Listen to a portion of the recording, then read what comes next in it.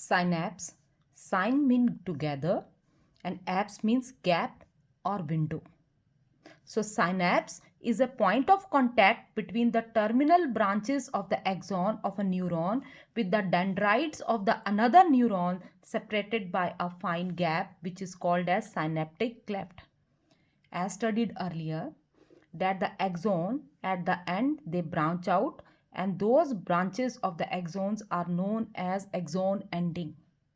At the terminal end of the axon ending, swollen bulb-like structures are present and they contain neurotransmitters, the chemicals which help in passing impulse from one nerve cell to the next nerve cell. As we know that nerve cells are not in direct contact with each other.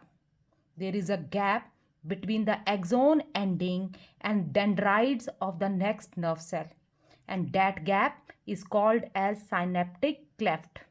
So, when the impulse is carried by the nerve fiber, it reaches the axon ending.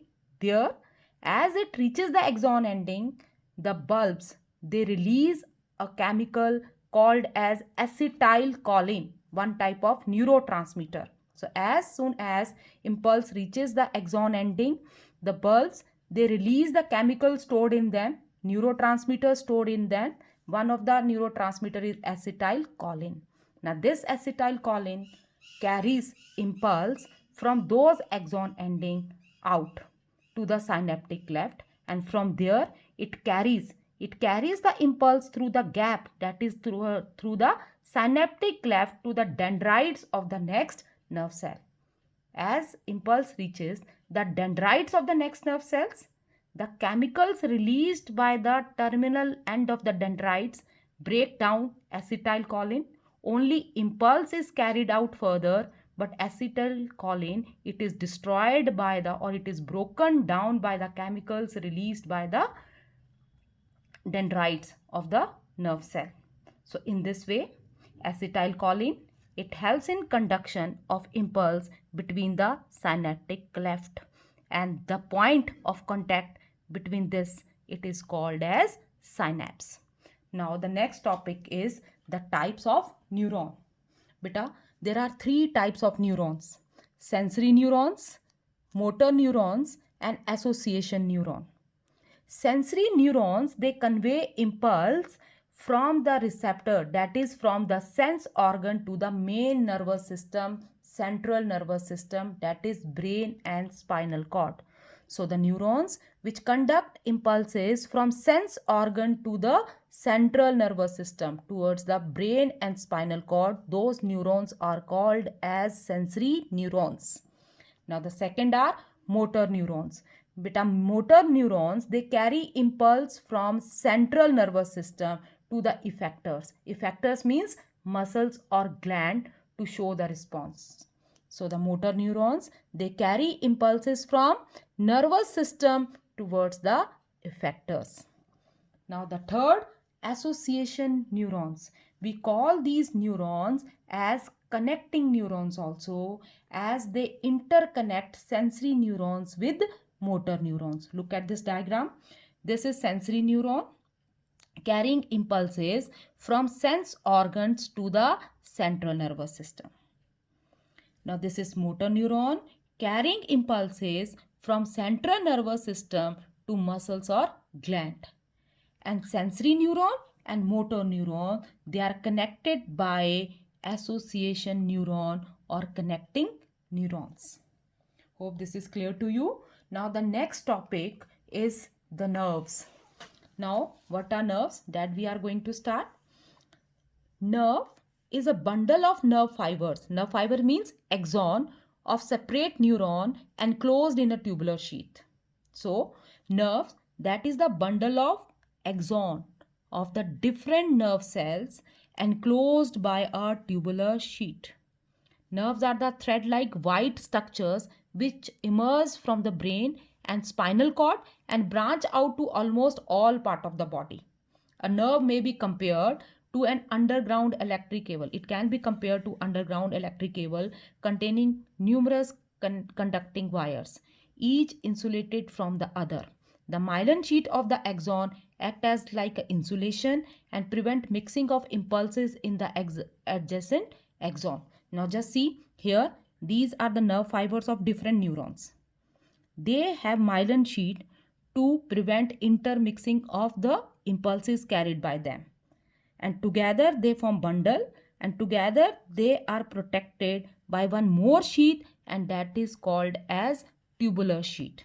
So nerve is a bundle of nerve fiber. It is a bundle of axon which arise from brain or spinal cord. Again, like neurons, nerves are of three types.